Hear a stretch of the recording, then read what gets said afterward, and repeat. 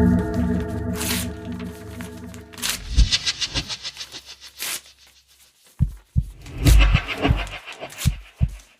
summer, I was 17. And trust me, I wasn't living some dreamy teenage life. I was stuck working nights at this rundown pizza place on the edge of my hometown. It wasn't glamorous, it wasn't fun, but with no cash in my pocket and parents who would have lost their minds if I didn't have a job, I didn't really have a choice. The shifts dragged on forever. The uniform clung to me like glue, and the old delivery car wheezed like it was one hill away from dying for good. The one silver lining? At least it wasn't my own car getting destroyed. And the pizza? Honestly, it was terrible. Like, shockingly bad. Even back then, I couldn't figure out why anyone ordered from us. If it weren't for the online system and the slightly cozy vibe inside, I swear that place wouldn't have lasted a week. Looking back, I don't miss that job one bit. The only perk was that business was usually dead quiet. Hardly anyone ordered, so most nights were just me killing time. But one night, everything changed. I was restocking the fridge, zoning out, like usual, when the order tablet buzzed. Large sausage and olive pizza. I froze, because we never got olives, and the delivery address? It was way out there, past the edge of town, in a place we never delivered to. Out of habit, I was about to hit reject, but something made me pause. Before I could reject the order, my manager, Russell, this bored guy in his 30s who usually sat in the back glued to Reddit, told me to take it. We hadn't had a single run in over an hour, so I didn't argue. When the pizza was ready, I typed the address into my phone, grabbed the box, and figured at least it would kill some time. But as I walked out, I noticed the delivery instructions stapled to the box. I hadn't looked before, and the words made me pause. Park on the street behind the house, walk through the backyard, knock on the back door only. A chill slid down my arms. Why the back door? At 17, I tried to laugh it off. Maybe someone didn't want to wake a kid. Maybe the front door was blocked. Maybe they were sneaking food past a parent. 100 reasons sounded normal enough, yet none of them stopped the uneasy feeling crawling up my spine. The summer night air was heavy, buzzing with cicadas, but under it all, I felt this pressure, like the world around me was holding its breath. My gut told me something was wrong, but I pushed it down and kept walking, not knowing this delivery would turn into one of the scariest nights of my life. It was one of those summer nights where the air felt like soup, hot, heavy, and unmoving. Breathing was thick and the smell was worse, that sour, stale mix of sun-baked dirt and old plastic that only comes when the humidity won't let up. I cracked the windows for a minute before giving up and blasting the AC. The GPS pulled me in the opposite direction of town, farther from anything familiar, and even though the pizza shop was already near nowhere, this felt like driving off the map. The trip was supposed to be 25 minutes, but each mile stretched longer, the houses thinning out until they looked forgotten and scattered. By the time I reached the address, unease had already set in. The GPS had led me down a narrow back street running along people's yards, and instead of a welcoming porch light, there was nothing but darkness. No street lamps, no glow from windows, just my headlights catching shadows. I slowed down, gripping the wheel tighter as I double-checked the number. The house looked dead. No lights, no cars, nothing to suggest anyone was waiting for a pizza. Just silence pressing in from every side, and that awful, gut-deep question forming in my head. Why would anyone order food to a house that seemed completely abandoned? The backyard looked forgotten, the grass tall and wild, a broken wooden fence leaning open like no one had cared for it in years. Still, I followed the instructions. I parked on the gravel shoulder, grabbed the pizza in one hand, and held my flashlight low in the other so I wouldn't trip climbing the incline. At the top, I finally saw the back door, an old white frame with a tiny square of glass covered by a flimsy curtain. I knocked once and waited. Silence. I knocked again, the kind of knock that carried my frustration because I knew my manager would chew me out if I came back empty-handed. Still nothing. I was about to knock a third time when the curtain twitched. It wasn't much, just a quick flicker like someone's finger brushed against it, but I was staring right at the glass and I know what I saw. My stomach sank. Someone was there, inches away, yet the door stayed shut. I held my breath, waiting for the handle to turn, but instead the night grew heavier, pressing against me. Then headlights cut through the darkness. 2 cars rolled slowly onto the side street behind mine, unmarked, their engines low and steady. My chest tightened as the realization hit whatever was happening here wasn't just strange, it was wrong, and I was standing right in the middle of it. My first thought was that I was about to get busted for trespassing. My chest tightened as one of the car doors opened, and a man stepped out, his figure lit up by the glare of the headlights. He raised a hand and motioned for me to come over. Nervously, I obeyed, thinking maybe he was the one who ordered the pizza and I had just beaten him home from work. But as I got closer, my stomach dropped. He wasn't holding cash, he was flashing a badge. Not a uniform cop either, just a guy in plain clothes, but the badge was real. He didn't explain, didn't ask questions, just told me in a low, firm voice to go back to my car and wait. That was it. No reason, no details. I backed away slowly, climbed into the delivery car, and sat there frozen, watching. That's when I realized there weren't just 2 officers. Shapes moved in the dark, 5, maybe more, all with flashlights, circling the house like shadows trying not to be seen. None of them knocked. None of them announced themselves. The silence was almost louder than words, and it sent chills up my spine. I remember one officer carefully trying the back door, the same door that I had just knocked on. It didn't budge. He nodded to another officer and stepped back. The way they moved, the way they avoided attention, it hit me that I was watching something secret, something I was never meant to see. And sitting there clutching the steering wheel, I felt the kind of fear that sinks into your bones, the kind where you know you're caught in the middle of something far bigger and darker than you can understand. After a while, the first officer came back and crouched beside my window. I rolled it down, and his eyes went straight to the pizza box sitting on the passenger seat. He let out a quick sigh, like the whole thing was just one big inconvenience. He didn't give me details, but he wasn't rude either. His voice was steady, careful, like he was trying not to say too much. All he explained was that the property was part of an ongoing investigation, and that he and the other officers were staking it out. He even apologized for not stepping in sooner, saying I had shown up at the exact moment they were repositioning their cars. I asked if he wanted to check the order, and he nodded, so I pulled it up on the app. The name on the order was Jerry, with an address and a phone number attached, but you could see in his face it meant nothing. He copied the number anyway, then leaned closer and told me to leave right away. I remember blurting out how my boss was going to lose it if I came back with a pizza no one had taken, but the officer just shrugged, like it didn't matter. Then he repeated himself, firmer this time, and walked away into the shadows.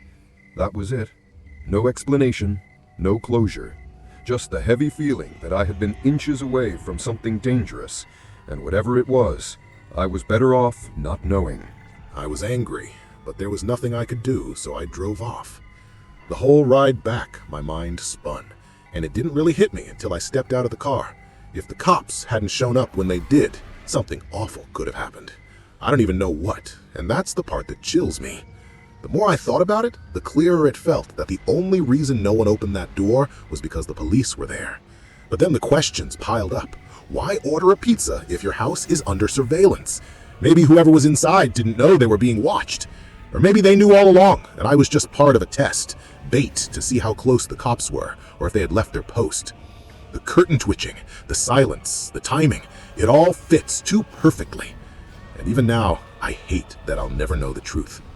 What I do know is that I'll never get an explanation for what really happened that night. The truth is probably buried in some police report I'll never see, and maybe it's better that way. Most of the time, thinking back to it feels like a waste, just a weird, ugly memory that doesn't lead anywhere. Honestly, I might have forgotten it completely if one of my old high school friends hadn't brought it up recently. At first, I didn't even remember. It was like my brain had locked it away for my own good. And maybe forgetting really is the best thing I can do. But before it slips away again, I wanted to tell it here because nights like that remind me how close we all are to danger without even realizing it. Sometimes you're just doing your job, just living your life, and suddenly you're staring into the unknown.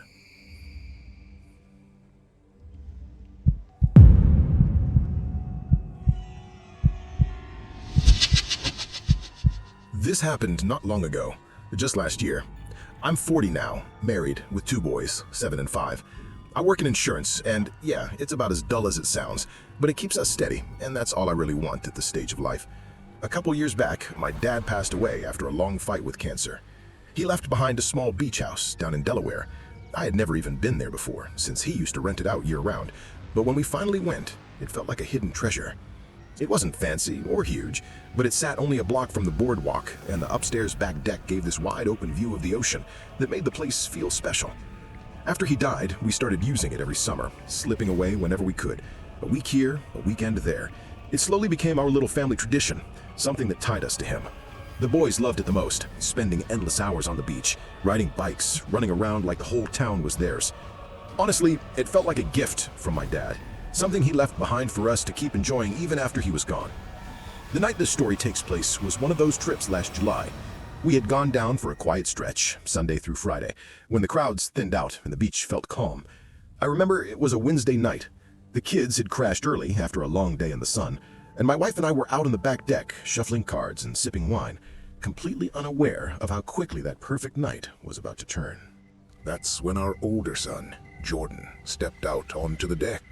His face was pale, uneasy, the kind of look kids get when they're trying to act brave but can't hide what's really going on. He said he kept hearing a scratching noise in his room and it wouldn't let him sleep. I glanced at my wife, set my glass of wine down, and told her I'd check it out. Honestly, I thought it was nothing, just the usual creaks and groans of an old beach house. The boys have separate rooms, so I didn't want to disturb the younger one. I followed Jordan back downstairs, and he stopped at his bed, pointing at the wall and signaling me to be quiet. At first, all I heard was silence, and I started to think it was his imagination, but I didn't want him to feel brushed off, so I stood there with him, listening. Then, after about 20 seconds, I finally caught it, a faint, steady sound, like nails dragging against wood. It wasn't loud, but it was clear. My stomach tightened as I crouched and pressed my ear to the wall. It didn't echo like something in the rafters or pipes. No, this scratching was lower, very deep, and coming from inside the wall itself, close to the baseboards. That's when I heard it. Breathing. Not the scurrying of a raccoon or the scratch of some rat. No, this was deep, heavy, human breathing coming from inside the wall. My whole body froze, and before I could stop myself, I muttered a sharp, "Jesus." Then it happened. A scream tore through the silence, raw and guttural, the kind of sound that doesn't just hit your ears but rattles your chest. It was angry, violent, and so close it felt like it was aimed right at me. Panic slammed into me.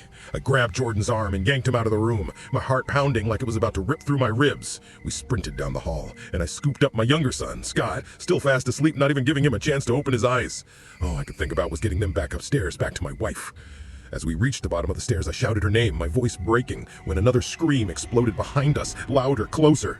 I spun around, and my blood ran cold. A man, filthy and wild-eyed, was charging straight down the hallway at us.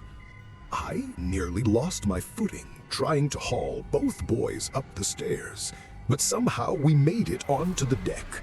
I yanked the sliding door shut just as the man slammed into it with his full weight, the glass rattling so hard I thought it would shatter. He clawed at it like some wild animal, shrieking and pounding, his voice cracking into words so vicious I can't even bring myself to repeat them.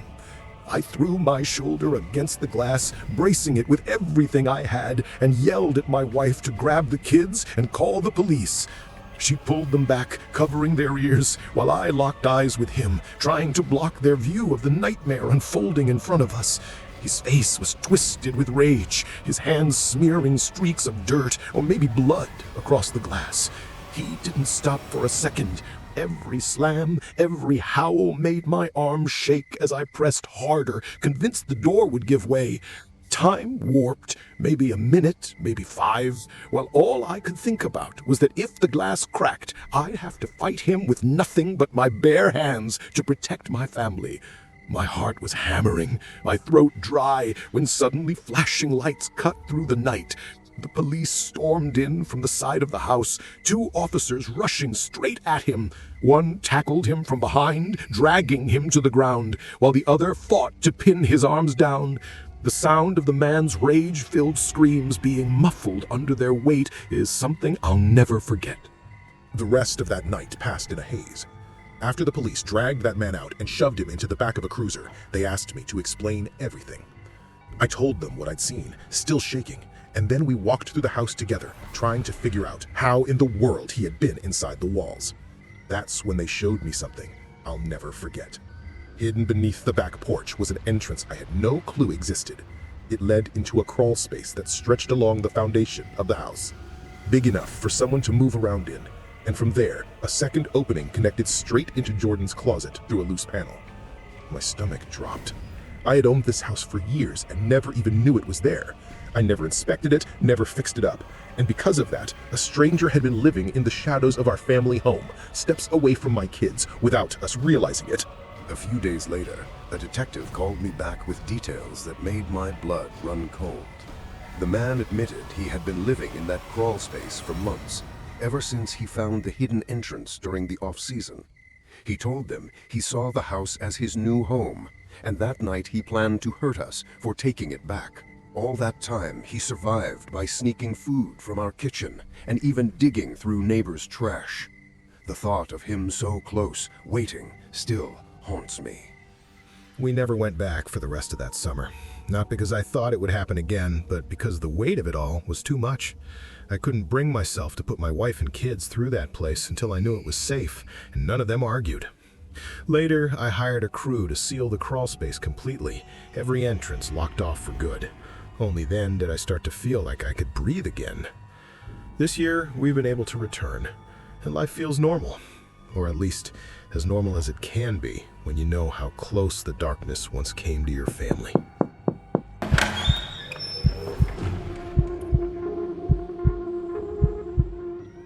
I grew up out in the country, the kind of place where you could ride your bike for miles and never see another soul. Back then, summer was my favorite season, and honestly it still is, even though city life has taken away some of its magic. What made summer so special to me was the quiet, the emptiness, the way the world felt wide open and all mine. Out there, I could disappear for hours and no one would notice. The nights were my favorite. The darkness made everything feel private, like the whole universe belonged to me. At 16, that freedom was all I craved. I had a friend named Taylor, who was the bold one between us, always pushing limits in little ways. One July night, she suggested we go stargazing. Nothing unusual. We'd done it plenty of times before. Just 2 bikes, a bottle of wine, and the thrill of being out where nobody could find us. But looking back, that night was different. In fact, it turned out to be one of the last times we ever went stargazing together. We didn't plan much, just headed off in a new direction, hoping to find someplace different. Taylor said she knew about an abandoned stretch of farmland out past the edge of town. No lights, no people, no chance of being bothered. At the time, it sounded perfect. What we didn't realize was that some places are abandoned for a reason. It was close to 10 when we finally left, pedaling into the night with no real plan. We biked maybe 20, maybe 30 minutes, until the town lights were long behind us and nothing looked familiar anymore. That's when Taylor stopped suddenly, smiled, and said, "We're here." I glanced around, confused because there wasn't anything. No houses, no fences, not even cows. Just a wide, empty field stretching under the stars. And honestly, it felt perfect. We spread out a blanket, and Taylor pulled out a little corkscrew she'd somehow remembered to bring. The wine was cheap and bitter, but we laughed anyway, passing the bottle back and forth as we laid on our backs. For a while, it was exactly what we wanted. Quiet, endless sky, and the comfort of feeling like the whole world had disappeared. But deep down, in that kind of silence, I started to notice how heavy the air felt, like the night itself was watching. Nights like this always had the same goal: spot a shooting star. Taylor asked me if I thought we'd actually see one, and I told her probably not, but to keep watching. Out in the country, you get skies full of stars, more than you can ever count, but you still have to be patient for the rare ones. Shooting star or not, though, we were having a perfect night. The wine was doing its job, loosening us up, and I felt myself drifting into that kind of buzz where time just doesn't matter anymore. Hours slip by like minutes, and it feels like the world has stopped just for you. This part isn't directly tied to the horror, but it sticks with me because of how strange it felt in hindsight. There was this tiny break in the rhythm of the night. Taylor leaned back, looked at me in a way that felt heavier than usual, almost like she wanted something more than friendship. Growing up, I always suspected she might, but it was just kid curiosity, never something we talked about. That night, though, it felt different, stronger, real. I didn't ask, I didn't dare. Where we grew up, feelings like that stayed hidden, and besides, maybe it was just the alcohol making me read too much into things. Whatever it was, the moment passed. She cracked a joke, I laughed, and the tension melted. Then, like the universe was trying to change the subject for us, we both looked up just in time to see a shooting star rip across the sky. A quick, brilliant streak of light. Gone in an instant, like a warning that the night wasn't going to stay innocent much longer. If you've ever seen a shooting star, you know the rush it gives you. The way you just blurt out a laugh or shout without meaning to. That's exactly what we did, giggling like kids while Taylor told me to make a wish. I can't even remember what I wished for. Probably something dumb, but it didn't matter. For a few minutes after, everything felt lighter, like the night itself had blessed us. I leaned back, closed my eyes, not to sleep, but to soak in the breeze and let the stillness settle around me. I swear my eyes weren't shut for more than 5 seconds, but when I opened them, my stomach dropped. Taylor was gone. Not off to the side, not crouched with her phone, not even slipping away for a bathroom break. She and her bike had vanished completely.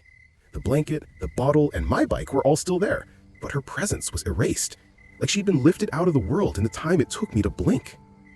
I shot upright, convinced Taylor was pulling some prank, but after spinning in a full circle, there was nothing. The wide open field that had felt so free a moment ago now pressed in on me, crushing, silent. Fear crawled up my spine, and suddenly the night wasn't beautiful anymore, it was hostile. The stars above me looked different, dimmer somehow, like someone had smeared the sky with ash. That image has stayed with me all these years. Even the air felt wrong. Colder, sharper, like I had slipped into another version of the same place without moving an inch. My chest tightened as I pulled out my phone to check the time, needing some anchor to reality. And that's when my stomach dropped. It was exactly 3 a.m. That number burned itself into my brain. I blinked hard, telling myself I had to be imagining it, that maybe I had nodded off for longer than I realized. But the more I stared at the screen, the more certain I became. Something was off. Just minutes earlier, it had been before midnight. Now hours had vanished, and Taylor was still gone. I knew I hadn't fallen asleep. Not really, but nothing made sense. Would Taylor seriously leave me out there alone? No chance. She would never do that. Not in a million years. I stood up, spun in circles, and called her name over and over, my voice cracking in the night. No answer. The silence pressed down on me until the only explanation I could come up with was that she had ditched me. Maybe she got annoyed. Maybe she wandered off while I drifted out for a few seconds. But none of it added up. We hadn't argued. We'd been having fun. The vibe had been good. Desperate, I pulled out my phone and called her again and again, but every call went unanswered. That's when the panic broke through, and I started crying, helpless and terrified.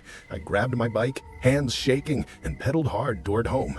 Every shadow on that road felt like it was watching me. Every sound in the darkness made my heart pound. That ride was the longest of my life. By the time I pulled into my driveway, gasping for air, I still had no idea what had just happened. I dropped the bike, stumbled inside, and collapsed into bed, praying sleep would make it all disappear. The next morning, I texted Taylor right away, expecting maybe an apology, or at least some kind of explanation. Instead, she snapped back at me, demanding one from me first. Her exact words were, "Where the hell did you go last night?" My stomach dropped.